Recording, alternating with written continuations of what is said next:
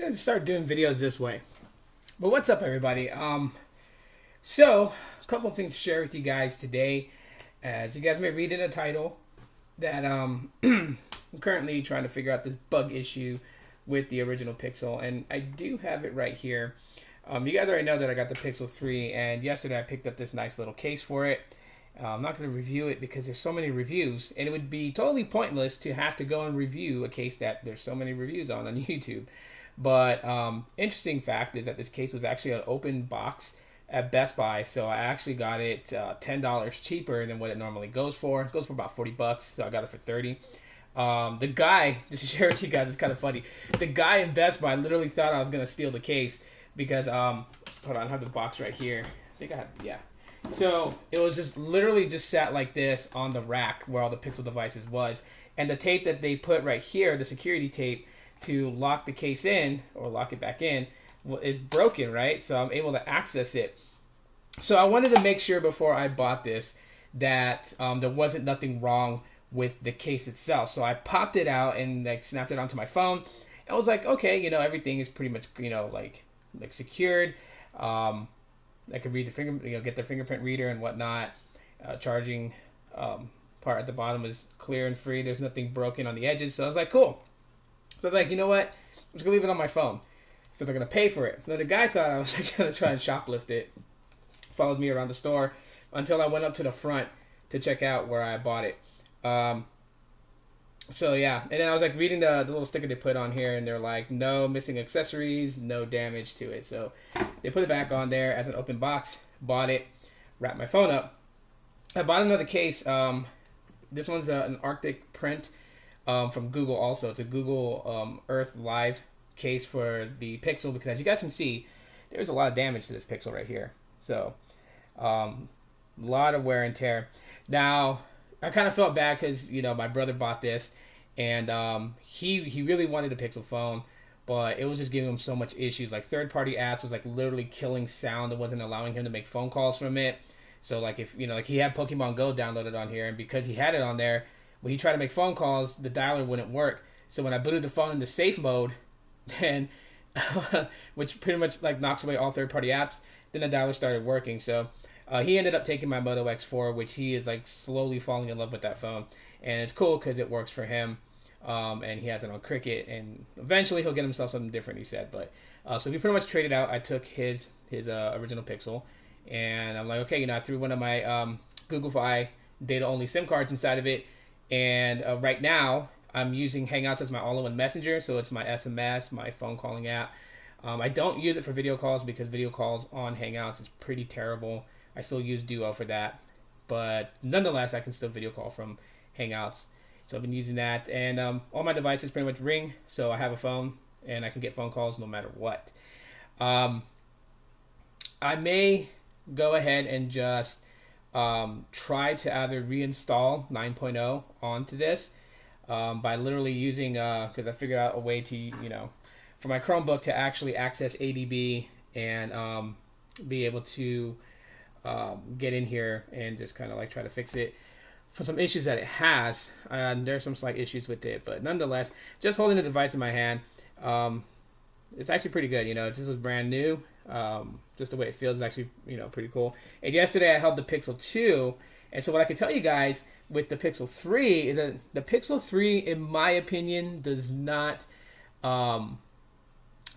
it feels premium, but it doesn't feel as sturdy as the Pixel 2 or the original Pixel. Like this right here, I feel it. You know, I feel the edges and everything of it, the metal and whatnot, and it feels pretty sturdy. The Pixel 2 has the same kind of feeling as well. The Pixel 3 feels lighter and feels more accessible to easily getting damaged, which is why I wanted to get a case on it ASAP. But you know, it's still pretty good. So I am going to do some comparisons there. I'm also going to use my Honor 8 to compare against the Pixel 3 and the original Pixel. Funny enough, I got this phone working again. And actually what happened was that my son was actually using this phone as his daily driver. And yeah, he's not really responsible, which is kind of my, you know, it's my bad. You know, I wanted to try and trust him with something. So I gave him this phone, and the other day he pretty much like dropped it in water. Didn't want to say nothing in fear of getting in trouble, which is understandable. But I wish he would have, because then there wouldn't be any issues with the SIM port. Now today I actually got it working, so I stuck one of my other data-only SIMs from Google Fi inside, and it is reading LTE, but it's still kind of wonky. And the front-facing camera has some haze on it, because I'm sure that water got in there. So I may try to get this repaired if none of the damages self-heals, because sometimes you have that luck of it just like self-healing over time. Cross fingers. But yeah, if that doesn't happen, then I may send it in to get repaired. Other than that, everything else is working. Like the Wi-Fi antenna is working, so it connects to Wi-Fi, and Wi-Fi runs through it just fine. But other than that, yeah, I'll be doing some comparisons, because the Honor 8 does have a night sight feature, which is kind of similar to the Pixels and what they have. Also, for an interesting pickup that I want to share with you guys, is pretty neat. I just got this yesterday. This is like a little computer satchel bag, but this is actually pretty neat. I mean, I have it set up in this mode. So the name of the brand is called Solo New York. I got this at Burlington Coat Factory, believe it or not. Now it's a 3-in-1. So the reason why I call it a 3-in-1 is because you have this computer satchel. You know, like you can put your computer inside. It has a little satchel. You can like hoist it over your shoulders, carry it this way. You can take the straps off and just use it like as a briefcase. But then in here is a compartment to hide things, but also has backpack straps. So if you want to use it as a backpack, you can. And I'm really digging this. The material itself is water resistant, so if I'm caught in the rain, it will repel water. It won't absorb it. It'll actually repel it. You have these really big pockets, and I can carry a lot of like my power banks, my cords, some other initial stuff, and then for the, if you have like in backpack mode, you might think like, well, how's it gonna stand? Well, the computer goes in here like so, and you have the space to put your laptop in, and you got this Velcro strap to kind of secure it. You also have an additional pocket here to put like the charging cable and whatnot. Keep it secure, and then put whatever you want on the inside. So if it's in backpack mode, yes, it's going to be kind of sideways, but it still has like straps and stuff to keep things secure, so they're not like sliding all over the place. But really cool. The satchel straps come out. Let's see if I can get it out here. Probably won't. But there we go. Well, I'll fill it with later, but yeah, you can actually take the strap off. I just don't want to break it. I actually got that for like $30, so that's actually like a pretty good steal. And yeah, so some other things. Yesterday I actually ran into a spot that had an iPhone 6s rose gold, I believe, and it was like for like $160. It was I know it wasn't the 32 gig variant. I want to say it was like 64 or 128. I don't know if they have a 64 variant on that. I was really considering getting that so I can start doing some comparisons between Android and iOS from like actually using the thing. I know, like, shout outs to everyone that was giving me, some insight on that. I really appreciate that. A lot of people were just like, don't even do it. It's not worth it.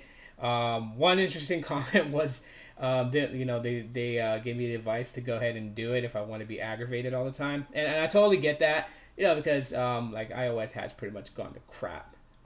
Just a lot of things. I mean, yes, people will say, well, iOS 12 fixed a lot of the bug issues, but at the same time too, it's like there's people see things differently, right? Some people can really see those really god awful bug issues with iOS that other people just don't see, and it takes that person who can really see it to kind of point it out, and then people will start seeing it. To me personally, I just feel like that. If I decide to grab it, I'll let you guys know. I'm still kind of debating it, because I've never really used an iPhone in the entire time that I've jumped into the smartphone game. Like from the very first time that I had a smartphone, which was the Samsung Intercept. I know, laugh at me for that one. It's always been Android, and it's always gone that way. So for me personally, I would say that buying an iPhone would be like a a pivotal point in my lifetime with talking about mobile tech and everything like that. Also, some of you guys may have noticed who follow me on my personal Facebook page. I've been doing some blogs there too. I just kind of just like spreading out my stuff on a different platform, which is probably against what a lot of people would really do in this situation. A lot of people like to kind of focus their stuff on one focal point, which, you know, is obviously YouTube. YouTube is like the spot for videos like this, and so people will tend to go and go that route. I personally am just like, I will put things in different places just because I want to. It's just interesting enough, you know, just kicking stuff around here. So other than that, I mean, like some things that, you know, I'll make you guys aware of, you know, like I will have a 1 week with the Pixel 3 and what I think, just to kind of give you guys a little teaser here. It's been a great experience. It really has. Not the fact that, you know, that just because it's Google's device and that I'm a big backer of Android, that I'm, you know, spitting BS out there. I'm really not. I like to call things as I see it. And, I guess the way that I work about it, because some people will quickly like call out for something for its negative thing without really trying to see if there's a way around it. Like before I really call a phone trash, you know, like first of all, it would have to not actually do as it claims to that it can do, like the things that it can do. If it can't do it right, sure, I'm not going to call it trash right away. I'll see if a workaround fixes that issue. But if no workaround can fix that issue, then I'll call the phone trash. There's nothing you can do about it. But yeah, the Pixel 3 has been really, really good. I've been using both phones, the original Pixel and the Pixel 3 here. Been using them. They both stay in my pocket, which is weird. Which is why I was considering getting the iPhone or getting an iPhone 6s, just to have like, you know, an iOS device and an Android device in my pocket at all times, and so I can like really go and just kind of like, you know, just side by side things, right, on my day-to-day tasks. But yeah, with the Pixel 3, I mean, and even with just the original Pixel, you know, like I have a real fun time using them. The live wallpaper animation that it has, which is actually pretty cool. I'll show you my friends about it. Is like where you see the globe right there. Technically, it's where I'm at. So it kind of shows North American continent, but more towards like, you know, like the West Coast area, and it kind of shows you the time of day where the sun is hitting the planet. And like when it gets to like the evening time, you'll see it where it's like split, where like part of it is in, you know, in the dark, and it animates what the U.S. continent looks like at night from the U.S. space station, or not the U.S. but the International Space Station. And so I thought it was pretty cool. And you do see like the clouds moving and stuff like that. It's very slow, so it's not like your average live wallpaper that can really kill out your battery. There's very low movements, which, you know, I'm totally fine with. So, yeah, that's pretty much for this vlog, guys, to kind of keep you guys up on some things, you know, things about the Pixel, things about my Honor 8. I will do some comparisons. Tech bag right there, so I can carry all my stuff with me. As, you know, I may start doing some of these types of vlogs from like various places around the city, you know, just, you know, bringing guys along with me on my day-to-days when I get out the house, since you guys mostly see me in my house. But yeah, so if you guys know any other channels that you guys may want to recommend to help them out, get some exposure. Again, I'm still doing the freshman class of 2019. I've kind of laxed on that, but I have one coming up soon. I'll let you guys, when that video drops, you'll know. Other than that, thanks for watching this video. That's pretty long, and yeah, I'm just kind of getting away from that, you know, too much editing stuff, in my opinion. I'll just straight shoot it all the way through. So drop a like if you guys enjoyed it. And as always, aloha.